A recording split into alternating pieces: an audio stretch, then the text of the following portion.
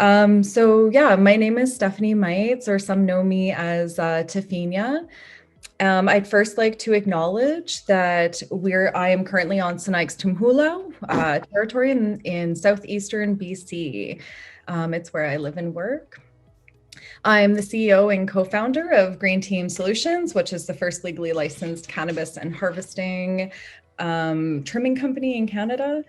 I'm an executive recruitment consultant at Cantoka Technology, and I'm the delegate for the Sinaik's Matriarch of SMMEAM, which is a law and traditional matriarchal governance system. So it's my honor to introduce everyone on this panel today. I'm very excited. Thank you all for joining. So first I'll start here. Let's see, who do we have first? Jasmine. Hi, Jasmine. How's it going? Hey, good, thanks. Sorry about the background. It might look a bit weird. I'm stuck in this mega traffic, so I am doing this from a car. So if I put myself on mute, it's because I'm blocking out sirens that are like going past me and stuff like that. So sorry about that. But yeah, thanks for having me today. Yeah, no problem. Well, I'll do a little quick intro. So Jasmine, you're the founder of Ohana CBD? Yeah, yeah. Yeah, great. And using 100% natural products. And this is, I guess your company was derived out of a diagnosis that you received wanting to alleviate symptoms of your condition of MS that led you on this medical journey. So thank you for being here today and for sharing experiences and insights. Thank you so much. And just to touch on the point as well, like most of my stuff on the D&I side also comes under Entourage Network, which I co-founded with Jessica Steinberg. Is a platform to empower and encourage women into the legal cannabis industry in the UK and Europe. Oh, amazing. Thank you. And feel free, all of the speakers, to make sure to put your handles in the chat there so we can all stalk your Instagrams while we're listening. Necole, hi, how's it going? It's so nice to see you always. Hello, everyone. How are you? It's so good to see everyone. Good morning. Before I even say anything, I just also want to acknowledge where I am chatting with you from.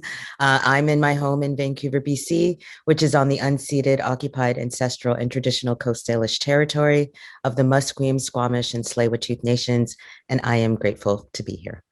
Oh, thank you, Necole. So Necole is CEO of Faded Living. Yes. Necole's a cannabis chef, an educator, and an advocate who loves to add cannabis to her life. And your relationship with cannabis shifted about 6 years ago for medical use, for pain management. And you just make culinary delights. So thank you for sharing them with all of us. Elevate from our homes. One of these days I'll be able to, feed you all in person at some point in my life. But yeah, I basically am just really trying to normalize adult cannabis use through cooking, because I find that with food, people are not so fearful of it. So I teach people how to make really low dosed oils, because in Canada, our THC limit is quite low. And it's just a way to get them introduced to things. So my background is Jamaican, and I put a little Jamaican in almost everything that I do. I'm happy to be here. Oh, thanks, Necole. Rebecca. Hi, Rebecca. How are you today? Hi, good morning, everyone. Well, good morning from the West Coast. Yeah. Yeah, I'm sure you all are a little more awake than Elan and I are. I'm joining you from Chinook land, which is also known as Portland, Oregon. I was born and raised in this area, and my father comes from northern Mexico. My mother's from Spanish and Portuguese descent. And together with Elan, we formed Fruiting Bodies Collective. Wonderful, thank you. So yeah, you're a Portland-based author, as you mentioned, educator, community organizer, and focused on intergenerational healing, drug policy reform, and reshaping narratives through compassionate storytelling. That sounds beautiful. I look forward to hearing more about that today. And is it Elaine? Hi. Hi, I just want to make sure I was pronouncing your name properly. My name is Elan Hagens. Elan, great, okay. Wrong. All the ways that everybody always says is always wrong. Elan. I'm obviously with Becca, one half of Rooting Bodies, Black, born and raised in Portland, Oregon, one of the whitest, definitely states in the United States. So, part of my story and a bunch of what makes me me is that I am first generation Oregonian, and part of it is that I have been teaching a lot of work and just destigmatizing, diversifying the outdoors. My connection to nature is above all of this. And that's like my connection to any type of plant medicine. I always like bring it back to, hey, remember that we're talking about medicine, but we're actually talking about something that's of the earth, and don't separate it too far away. Because for me, it's hard to really attach to psychedelics and the cannabis field because I'm so nature based. And so sometimes I'm like, always say, I can't believe we're talking about this and we all haven't gone on a hike together. So a big part of what makes me is I do DEI work within the outdoor recreation scene, specifically the mycology scene. I've had a business for over 10 years that it's called Temptress Truffles, where I educate people. I sell retail products in the mycology scene. I do a little bit of everything. And so with Becca, it was nice to have somebody new in my world within the past couple of years who is interested in some of the same things, and also happens to be my friend. So that's a double benefit. And so we'll have today about us. Yeah.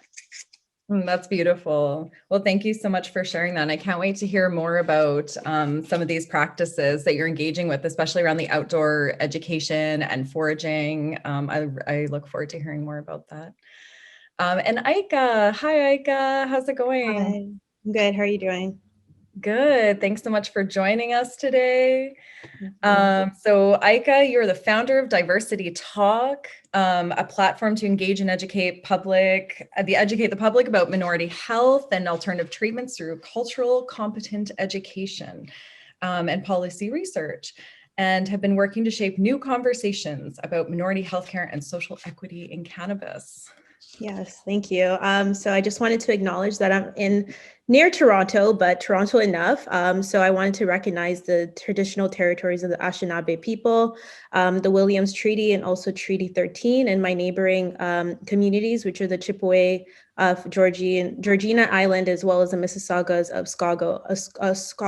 Scogog Island. There you go. Can never say it right, but I finally did. So I do want to acknowledge and thank you for having me today. So I'm looking forward to a conversation about how do we become more forward-thinking and action-oriented when it comes to diversity, equity, and inclusion. I've always said it on platforms. I'm tired of talking about it, and I'm more forward-thinking, and I want to like give people ideas and things to resonate with them in terms of like how do I bring this back and apply it to what I'm doing. So I'm looking forward to having that conversation with everyone as well. Oh yeah, and you do such a great job of that, even on your social media. I mean, I think I repost everything that you post. I love it. He absolutely does, everyone. Well, thank you all for being here and bringing so much to the industry, not just in terms of viewpoints around diversity inclusion, but just all your insights and experience in the industry and with plant medicine. So thank you so much for that. So I guess we'll start with maybe just jumping into let's discuss some of the barriers. You all bring so much to the industry and to the plant medicine. So I couldn't imagine the industry without people like yourself. Yet Black, Indigenous women of color continue to face massive barriers in terms of resources and accessibility, not to mention just overt racism and sexism. And so are any of you interested in maybe sharing some of your experiences or barriers in terms of getting into the industry? I can start.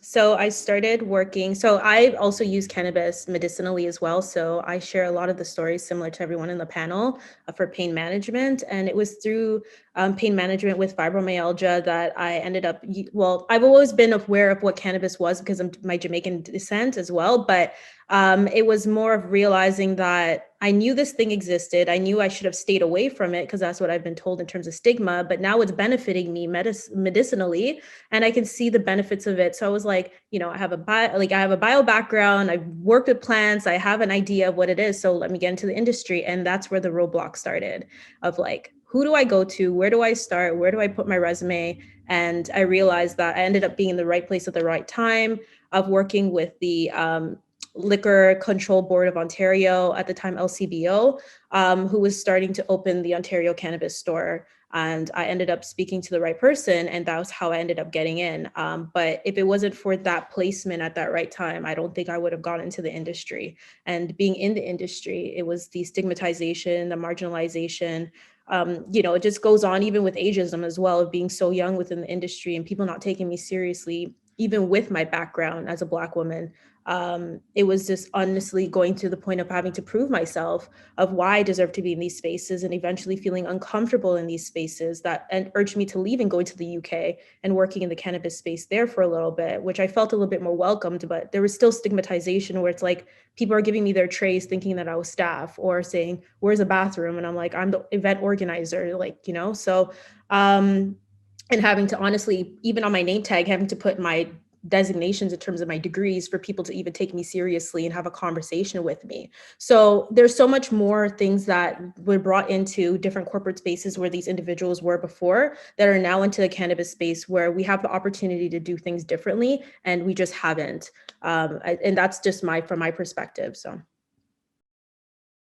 Great, thanks, Laika. And I mean, so fascinating too. There seems to be this kind of perpetuation or idea that someone's background or education is somehow even linked to their connection to plant medicine, like that those things can't exist simultaneously, or that they exist simultaneously, right? So it's kind of fascinating that the industry has taken this turn in terms of, oh, we want people with all these degrees, and not looking at people who have maybe like ancestral connection and knowledge, plant-based knowledge, outdoor land-based knowledge. So yeah, thank you for sharing that. Does anyone else would like to speak? I'll just pipe in. I got into the industry. I was living in Alberta at the time when I was considering getting into cannabis.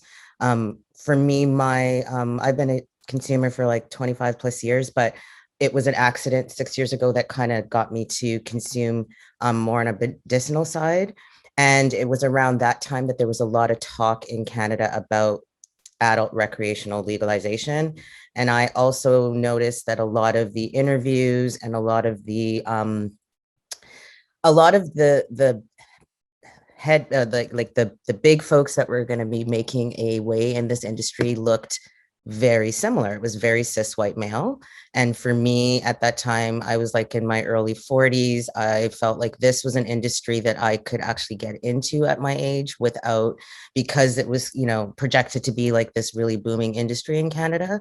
So I moved from Alberta to Vancouver, which had already had a scene for like 10 years. It had the gray market. So for me, it was not that hard to get into the industry, but what I found the barriers was when I decided to become a cannabis entrepreneur.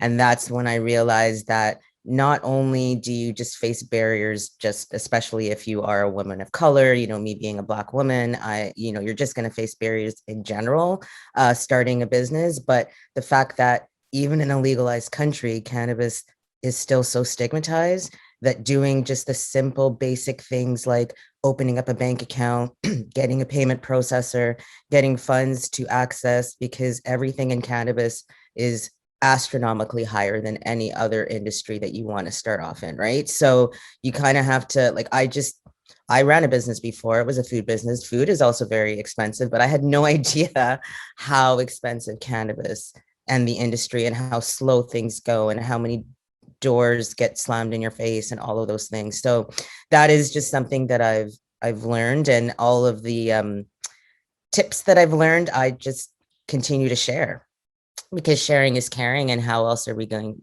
to know, and one of the things I'll share right away is that if you want to get into the industry and you're trying to get a bank account, start off with your credit union, because they're more inclined to assist you than the big banks.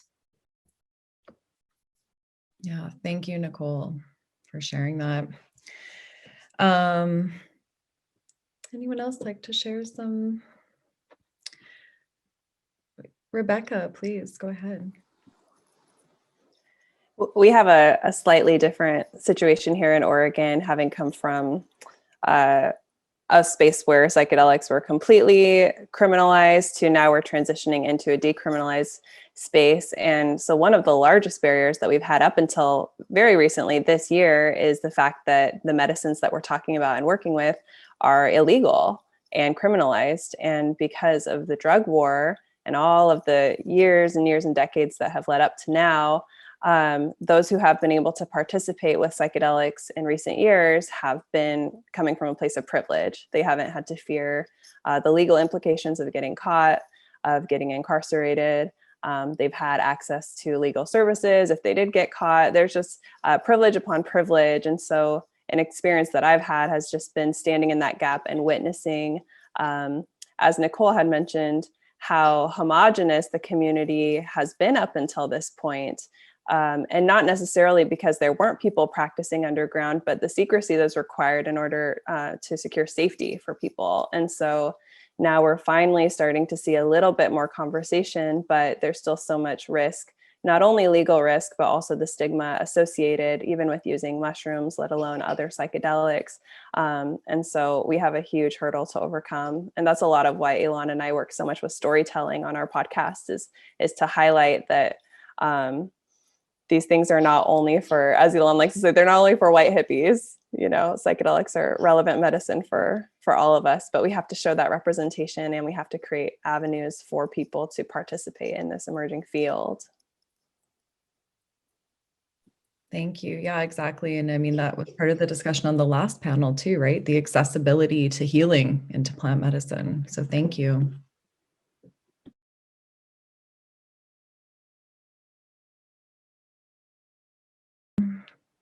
Great, thanks.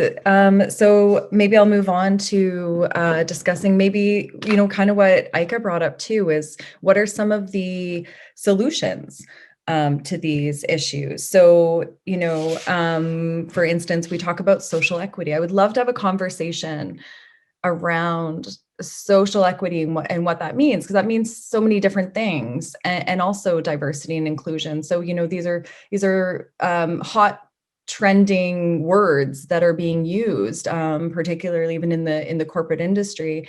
And maybe there's a lack of understanding of how to actually take those steps to bring about social equity or bring about diversity and inclusion in the cannabis industry. So I guess what I would ask is, maybe does anyone have anything they would like to offer in terms of what that means to them? And what steps the industry could take to minimize the barriers that are being faced by people in the industry?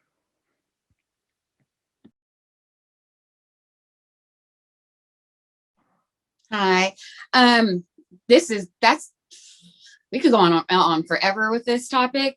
But for me personally, I think one of the biggest barriers, obviously there's a bunch of education that needs to be done.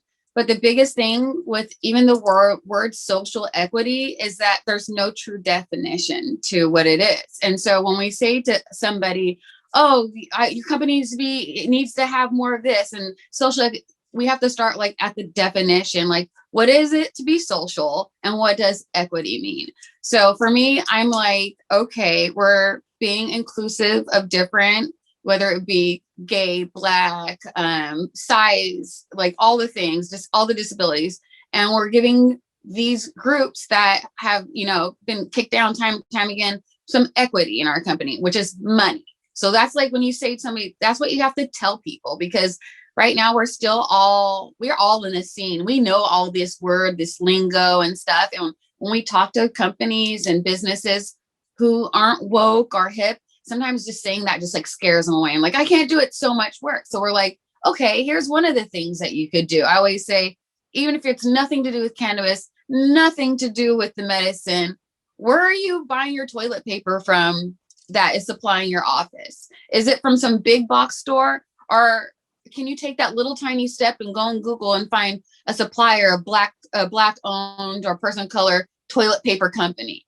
Like there's a lot of people say there's a lot of barriers, but I'm like, there's not. It's super, super easy, like to incorporate these people, incorporate everybody in your lives and to uplift them. And it doesn't have to be specifically within the medicinal scene. For me personally, the way I've been uplifted, oh, it's so beautiful. People have little jobs here and there, and they're like, you know what, Elan, I think you're a better fit for this job than me. And can I connect you with this group?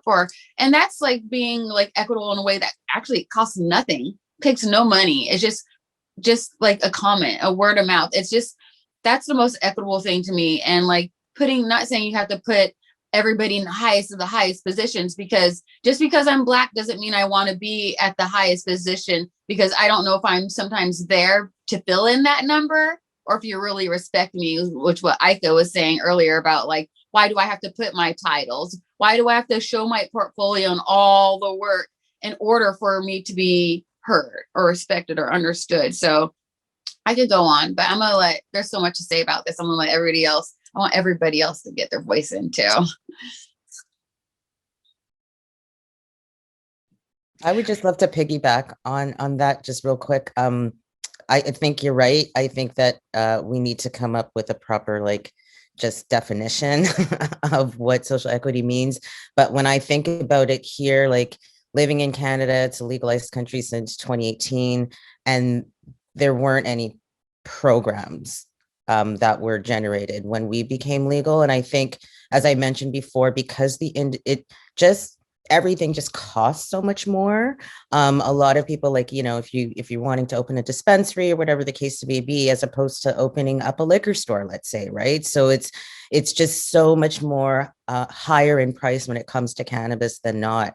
And a lot of people in certain communities, our Black and brown brothers and sisters don't necessarily always have access to that type of money, right? And I feel like money is one of the major things that would be very helpful, right? I think that, Black and brown people should be profiting off of this industry just as much as the white, folks profit off of it, right? And a lot of times we aren't in the circles to get that money, right? So to me, money is one of the major things, and not loans, but grant money, you know what I mean? Because loan money to me doesn't necessarily help our communities. I am not really a huge believer on that, but that's another story. So I just feel like, and then on the other point too, back to Elan, what you were saying is about using, look at your portfolio of the people that help run your business, right? A lot of people contract out for so many different things,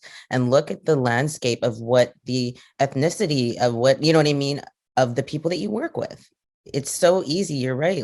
If you have a facility and you're going to have to get cleaning supplies, toilet paper, all of those things, you can diversify the vendors that you work with. It is not that hard to do, right? I mean, you're already going to have to get these items to help your business run. Why not diversify it? If you are offering special things for your employee, make sure that your roster is diverse. It's not that difficult to do, right? So that I feel is one of the very first steps that we can start with, actually building some and spreading the money around, really, so that everybody has a piece of that pie, rather than waiting for this magical program, which a lot of times doesn't actually work, right? A lot of times it actually doesn't work. So if companies could actually, it's so simple, look at the people that you deal with and look at how diverse it is, and you can start there. And I guess I'll just piggyback on what everyone's saying. For me, social equity has stemmed into my work in health equity, as working in public health and understanding what barriers are faced within healthcare and social determinants of health, and seeing how that translate and how parts of it are also within social equity.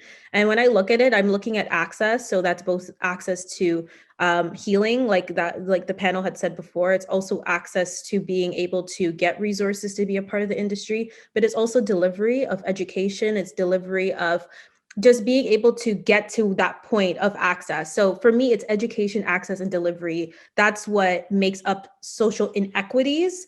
And anything that is a solution would be social equity, or bring forth social equity.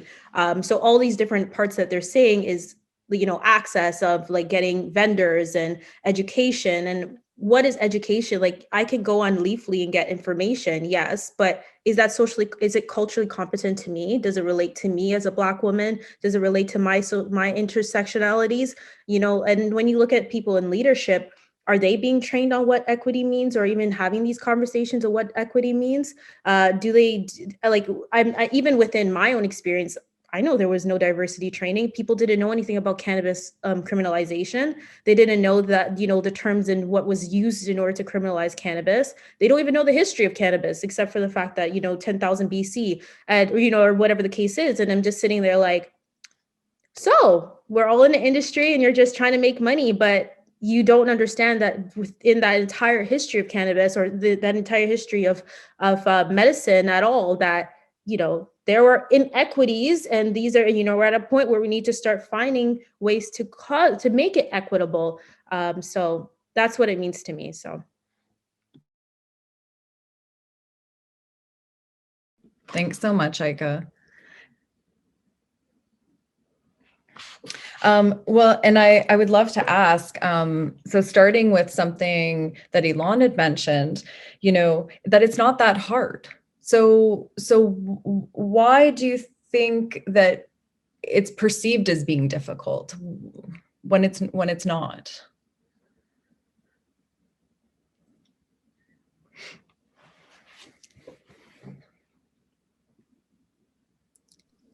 Sometimes difficulties are, fear is a stem of being difficult, because I'm scared I'm not going to do it the right way. I'm scared when I do it that, especially right now in call out culture, there's a whole different fear that has been implemented. And so I think for me, I would say, like, fear is what makes it really hard. And because the education is out there. And also we have to, like, get over, not saying me personally, I mean, I have work, and I have work all the time to do, but it's work. Like, just even sit here and talk about these things as a Black woman to other Black women. We're going to be talking about this tomorrow. It's going to take some energy from us. And so we're used to this space, but people who aren't used to expanding their hearts, or like expanding just anything, it is another job. And so sometimes we don't want to work, and those people can they have their spaces in the cannabis scene. They do. And I think that's going to be, like, the biggest difference between, like, the new generation. I'm not saying, like, young, old, but just this new wave compared to, like, the old stuff, is that there's knowledge that's out there. And so if you're not doing those things, you have no excuse, and you have to be uncomfortable. You just have to be uncomfortable sometimes. Yeah. Thanks, Elan. Necole, you were also mentioning, like, this cannabis tax that's, like, kind of, we talked about this as well, this cannabis tax that kind of is inherently implemented in the cannabis industry, and that being even a further barrier in terms of accessibility. So there's already this inaccessibility, and then we add this additional layer of this cannabis tax. And so making a redistribution of wealth, or making resources accessible, does anyone want to is anyone familiar with any social equity programs, either in the States or Canada, that provide some sort of financial resources to those who are not represented fairly in the industry? I think this is something that I really focus on in the UK, and it is really difficult because we we don't have any kind of, like, set things set up. But I have found, like, even just being a woman in this industry, when we're going out to pitch for money or for outside investment, we are already in a setback, because we are already, only getting, I think it's like 2% or 1% of outside investment as a female founder. As a female founder of color, you were only getting 0.2% of that. So there is a lot of work to be done from the finance space in order to be able to get that outside investment. And I feel like this is a really big barrier to entry to really progressing and overcoming the big challenges of what it takes to set up a cannabis business. So, like been said in the conversation already, we have to apply for certain bank accounts, or here we have to, set up like a Facebook in a certain way for it to be, for us to get advertising approval. We have to get, different payment plans. So you can't operate on Stripe, which is going to cost you like 0.5% of fee. We're operating on other platforms that are charging you 3 or 4, 5%. And that's the only way we can operate. So to actually run a cannabis business, and I can only speak from the UK perspective, I presume from other places as well, it's actually incredibly expensive. So in order to really propel and do the education and build the community that is needed, it's costly and it's expensive. And I feel like, this goes above and beyond the industry. It's relevant to all industries as a woman. And I think a large part of it is the finance industry has to educate themselves, but we have to equip ourselves as well. We have to be educated to understand that if we go into a meeting, then we are going to be asked detracting questions, and how we can overcome that, and how we can bring our education and our voice to these meetings, essentially. Thank you, Jasmine.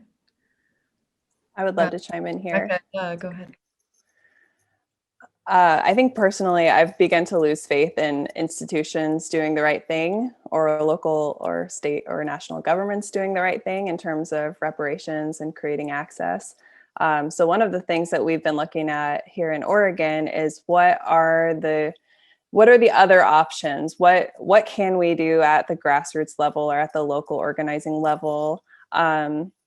And start to really create smaller models for things that can be replicated. And so part of our mission at Fruiting Bodies is to create sort of some healthy peer pressure. Like Elan was saying, like, if you come out and say, hey, we're going to have a different business model here that's leveraging all of these funds coming into, whether it's cannabis or psychedelics, and modeling what it is to not say, oh, we're giving 1% to this, to Black Lives Matter, and so we've checked the box and we're an ally company, but like completely rethinking all of that. And so we're creating a training program. I loved what I think Aika was talking about there's just not the training yet for people in leadership to even understand how to be an anti-oppressive person in this space, or an organization in this space. And so we're creating a training program for facilitators who are going to be able to get licensing in Oregon to sit with people with psilocybin, but we're baking into that training program healing justice and anti-oppression work and intersectionality, because it's so important. And so we're not only giving the content, but the very model of the business is collectively owned and co-led. And so we're going to have about 12 people. They're almost all people of color and people from the queer community and immigrants who are experts in their field, but they're going to be co-owners in this project. So we can model, instead of saying, oh, all this money is coming in and funneling up to people at the top because they started it and had the credentials, to this really circular, collectively owned thing that says, if money's coming into Oregon first with psychedelics, well, we're going to be part of that first echelon of people and leaders, and say, look at this different business model where money's coming in and we're funneling it back out into the community, into these folks who have organizations that are doing important work all over the place. And if we can, and we've been working really hard to fundraise too, because these barriers are real and you have to be connected. But if we can create that sort of example, it also creates enough of a pressure for the other folks in the industry, so that people who come in say, oh, if Fruiting Bodies is doing this and they're like the little engine that could, then why aren't y'all doing this when you have all this financial backing and all this capital, And so I think a lot of it has to do with leading by example, and it's just such an uphill battle. But I think we have like a rare window of opportunity to hopefully set a precedent that's different than this kind of afterthought attitude that has come in with a lot of the cannabis boom. Right. Thanks, Rebecca. And I just wanted to jump on real quick and just say that, like, in Canada, we have the cannabis excise taxes that we pay when we purchase legal cannabis, right? And, I would have thought that, some of that taxes would have been put into a fund for people who were from, marginalized communities that were really affected on the war on drugs in our country, so that they could, up and start a cannabis business. That would be like my commonsensical way of thinking, but that's not really what happened. I've learned that, you know, the cannabis excise taxes actually go to support our RCMP, so our police force, right, our federal.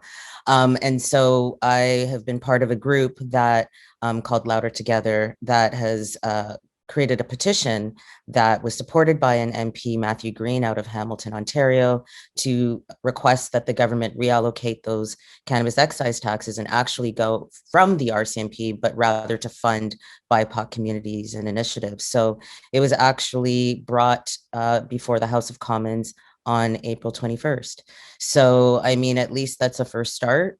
We will probably have to do more campaigns to get more awareness about this, because I just feel like with legalization in Canada, I just don't feel like, you know, they really spoke to all the people. That's just my honest opinion. I think that decisions were just made for business purposes, but they weren't really talking to the culture at all. And I think that it's really important to have programs where, because a lot of these huge companies, these C-suites are very white, and in many cases, very white male. You're lucky if you have a white female that will be on some of these, you know, C-suites and such. So I think it's important to get that education for these levels, right? Because they are marketing to a consumer that they don't know nothing about at all, period. So yeah, that's just my 2 cents on that. Thanks, Necole. I'm just gonna look at, there's some questions here. Oh, maybe, there were questions, I don't see them, but I'll continue with the ones I have here because there's so much to discuss. So in terms of, you know, we're talking in terms of sort of performative versus substantive social equity. You know, Elan, you spoke about the ways in which we can incorporate these practices day to day, just like looking at where money or where purchases happen. So, but also kind of acknowledging that, and Nika, you spoke to this about who's in leadership positions, right? So you also see this like, oh, well, we're diverse, but then, you know, if everyone who's working operational on the ground, you find your diversity there, but not in the executive positions, that's also an issue. And we need to be really aware of that. Like when there's a visual aspect of that, right? And then Rebecca speaking so beautifully too to the training that you offer, and in terms of actually providing education and programming to assist those. So these are such great ways to mitigate some of these issues in the industry. And so yeah, with the kind of moving next, this is a segue, I guess, a little bit about in the last panel was Indigenous inclusion, so plant medicine and indigeneity. And so I would love to have a bit of a discussion kind of about honoring the land. And maybe I could even just, before I kind of go into my questions, Rebecca and Elan, you do a lot of work outside in foraging and harvesting. Are there any traditional practices that you incorporate into your structure to honor those traditions?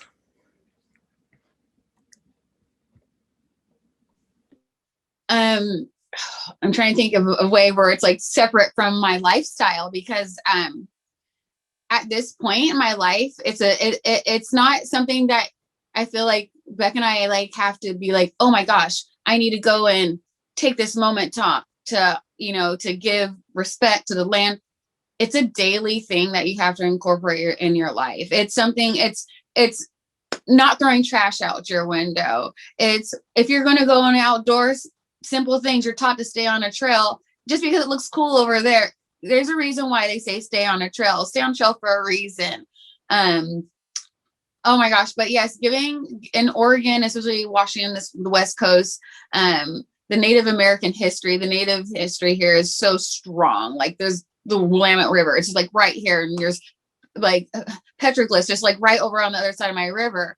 So everything you do, every movement you make, I think you need to just like incorporate it within your life when you're going on a walk. Like, you don't have to physically give your energy and respect, but just mentally respect things. And that's what I do. When I went for a hike yesterday, I was like, man, it's just so nice and beautiful here. And I give respect to Mother Nature and all the people who laid this land down for us to be able to farm and use and have our food now. Because we didn't just scrape up these lands and plant strawberries yesterday. These lands were like, the whole United States was cultivated just for food production, just for living, not for us. We took those things. Or I was brought into those things to help work those lands. But I just say it's a daily practice. And when you're integrating any kind of medicine in your life, for me, I prefer to be outdoors. And that's just my part of my integration with any kind of medicine or healing, or if I'm having my personal therapy moment in the woods where I just want to scream and shout and dig in the dirt like an animal.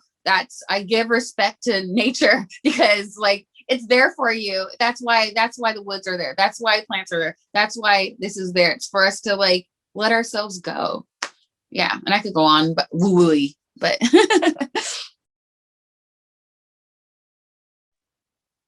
I can speak to this briefly as well. Thank you, Elan.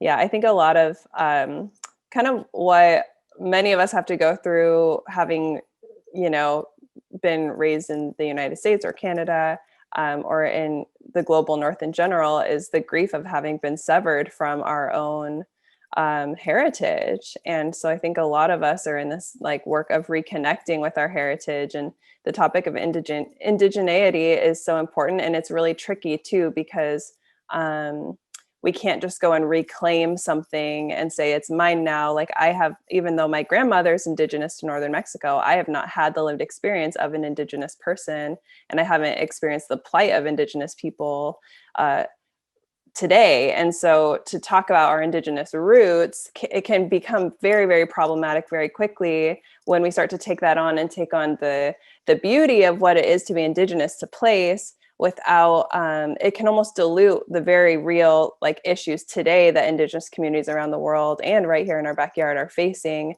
especially with oppression from their local governments and erasure and shrinking of their populations and loss of languages and all these things. And so I think a lot of what we're working with is, what is it to reconnect in a way, reconnect with the land, because the land it's home to all of us, and it is all of our responsibility to have reverence, but to do it in a way that is respectful and almost a reimagining of like, how do I be here today with a spirituality that is authentic, that is not appropriative, and that is also relevant to my lineage in this new way. And so I think that's something that I'm working out, and a lot of the folks we work with are working out too. And now we're dealing with the state of Oregon, and like, how do we honor indigenous practice, which psilocybin medicine is so rooted in, without it being extractive? And I almost fear sometimes that to everyone wants to talk about Maria Sabina, and everybody knows the story about how Gordon Wasson took mushrooms and was the first white man to do that. But people talk about it as if that's a solution, is just naming it and moving on, And so it's like, we definitely don't want to just do that. But we also don't want to take the wisdom and extract it and say, oh, we acknowledge there's these traditions, they're X thousand years old, so we've said the thing, we get points for being woke, and now we're going to apply those into our westernized, medicalized model in a way that benefits and suits us, And this is a question that we're grappling with, and I don't think we have answers yet, and I don't think there are easy answers beyond we need to have people from these communities at the table. They need to be speaking for themselves. And so we have folks who are connected with their own lineage, who are immigrants from Peru, immigrants from Colombia, who have medicine people in their families. And so we can come to them and not say, come sit at our table, but come humbly and say to them, what do you need? Do you want to be here? How do you see this program taking shape? And how do we support and uplift you? And if it's a no, it's a no. And so we have to pivot there. The idea of consent and permission is so important. And I don't see a lot of that happening. And I do see, when there is talk about indigeneity, I see tokenization. And so we're working hard, but I think it's going to be really tough. I think there's a lot of problems within the dialogue, Thank you, Rebecca. That was really beautifully said. And I think, particularly, here in Canada too, one of the few programs that we do actually have in place is the Indigenous Navigator portal. It's a licensing portal that streamlines a licensing process for self-identified Indigenous people. And so there's been a lot of conversation in terms of who's using this program and who sits at the table and who's eligible. And, and I think that's sort of where the lip service comes into. It's like, well, we have this token one person at our table. Is that person heard, valued, respected?